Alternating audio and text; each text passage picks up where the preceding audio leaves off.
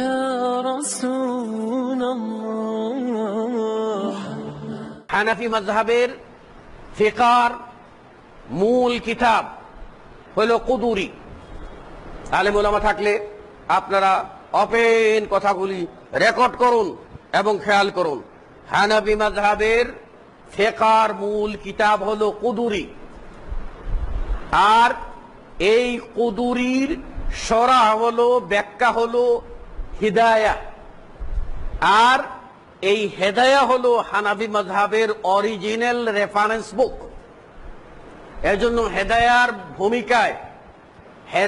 ভূমিকায় লেখা আছে যে আল্লাহর হামদ সানা বলার পরে লেখকদের বলে না, লেখকের বক্তব্যে বলেছেন যে ওয়ালাম আন্নাল হিদায়াতা কাল কুরআনি নুসিখাত, হেদায়া কোরআনের মতো সংকলন করা হয়েছে।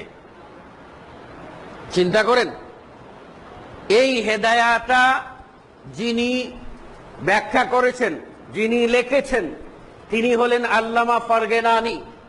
আল্লামা ফারগেনানি কত শতাব্দীর আলেম ছিলেন? তিনি কি ইমাম বুখারীর ছাত্র, ইমাম আবু হানিফার ছাত্র ছিলেন? 80 হিজরিতে জন্ম, 100 হিজরিতে জন্ম, 110-এ জন্ম। ইমাম আবু হানিফার মৃত্যু 150-এ। 150-এর আগে একদিন হাদিস পেয়েছেন ইমাম আবু হানিফার দর্শে বলছেন কিয়ামত পর্যন্ত চ্যালেঞ্জ থাকলো। বরং ইমাম ফারগেনানি আপনার 600 বৎসর পরে এসে হেদায়া লিখেন। ইমাম বুখারী 250 বছর পরে যদি এসে আপনার বুখারী লেখে সনদ সূত্র উল্লেখ করেন, বলেন আমার উস্তাদ অমুকের কাছ থেকে, উস্তাদ শুনেছেন অমুক মুহাদ্দিস থেকে, তিনি শুনেছেন অমুক সাহাবী তাবেঈ থেকে, অমুক তাবেঈ শুনেছেন অমুক সাহাবী থেকে, চ্যালেঞ্জ থাকলো হেদায়ার মধ্যে এইরকম একটা বর্ণনা সূত্র যদি দেখাতে পারেন।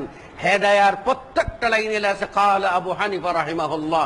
আবু হানিফা রাহিমাহুল্লাহ বলেন এই মাঝখানের এই 450 বছর যে আবু হানিফার পরে জন্ম হলো, এই 400 বছর পরে হলে কালা সরাসরি তিনি আবু হানিফা থেকে বর্ণনা করেন। তার এই যুক্তি কোথায় পেলেন? কথাটা বুঝতে পারেন নাই? এত সহজ কথা যদি ভাই আর না বুঝেন, এ তো ওপেন, ওই যে কয় না ওপেন সিক্রেট, ওপেন সিক্রেট, খোলা দরজা, খোলা চিঠি। হ্যাঁ, উনি যদি এই কথাটা অন্তত বলতেন যে আমার উস্তাদ অমুক থেকে শুনেছি, অমুক অমুক থেকে শুনেছেন, অমুক ইমাম আবু হানিফা থেকে শুনেছেন, তাও না হয় বুঝতাম যে যুগ সূত্র কিছু আছে। ওয়াল্লাহি আল্লাহর কসম করে বলছি ওর ভিতরে কোনো যুগ সূত্র নাই। 150 হিজরিতে ইমাম আবু হানিফা মারা যান, আর তার 450 বছর পরে এসে, 4.5 বছর না, 450 বছর পরে এসে ডাইরেক্ট আবু হানিফার নাম দিয়ে বলা যাবে? বলতে গেলে বর্ণনা সূত্র লাগবে। পেশটা তো ভাই এখানে আমরা তো কই না ভাই সব কথা। কেন কই না? আমরা কেন বলি না? আমাদের মেসেজটা হচ্ছে আমরা হক বলে দেব, আমরা এই খুশাখুশি করব না। কথাটা কি বুঝতে পারছেন কিনা? কিন্তু খুশাখুশি করলে থলের যে আসল বিড়াল বেরিয়ে আসবে, তখন কি অবস্থা হবে? কাজেই এই যে কথাটা যারা বলেছেন, আমরা বলবো যে আমরা ইমাম বুখারী, মুসলিম, আবু দাউদ, নাসাঈ, তিরমিজি, ইবনে মাজাহ সহ আরো যত হাদিসের মুহাদ্দিসিন আছেন, কোন মুহাদ্দিসিনের অনুসরণ করি না।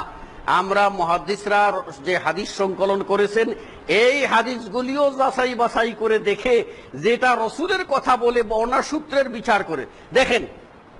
এই কথাও আপনাদের বলি, আমি যখন সৌদি আরবের তায়েফে সৌদি সরকারের ধর্ম মন্ত্রণালয়ে আমি তায়েফের দাওয়া সেন্টারে কাজ করি, তখন আমাদের দেশের একজন মাদ্রাসার মুহতামিম তিনি গিয়েছিলেন আমার সাথে সাক্ষাৎ করার জন্য, মাদ্রাসার কালেকশনের জন্য। তা আমি ওনাকে আমার নিজ হাতে বানিয়ে কিছু দেশীয় খাবার সেখানে খাওয়াইছিলাম। তো খেতে বসে তিনি এক পর্যায়ে বললেন যে এই দেশে হাদিস পড়া সহজ, আর আমাদের হাদিস পড়ানো সহজ, আর আমাদের দেশে হাদিস পড়ানো কঠিন। আমি বললাম যে বুঝলাম না শেখ কি বললেন এটা। বললেন যে এখানে হাদিস পড়ানো সহজ, কারণ হাদিসে যা আছে তাই পড়িয়ে দিতে হয়, আর হাদিসে যা আছে তাই পড়াতে হয়। আর আমাদের এখানে হাদিস পড়াতে হয় আগে মাযহাবকে সামনে রেখে। মাযহাবের ফতোয়ার বিরুদ্ধে হাদিস চলে গেলে ওই হাদিসটাকে কিভাবে কেটে সেটে মাযহাবের পক্ষে আনা যায়, এই বিদ্যা না জানিলে হাদিস পড়ানো যায় না।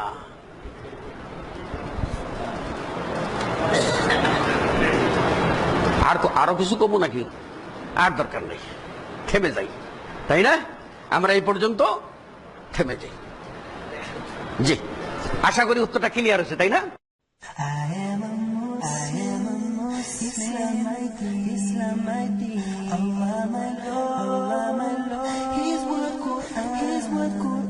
Muhammad Prophet, praise be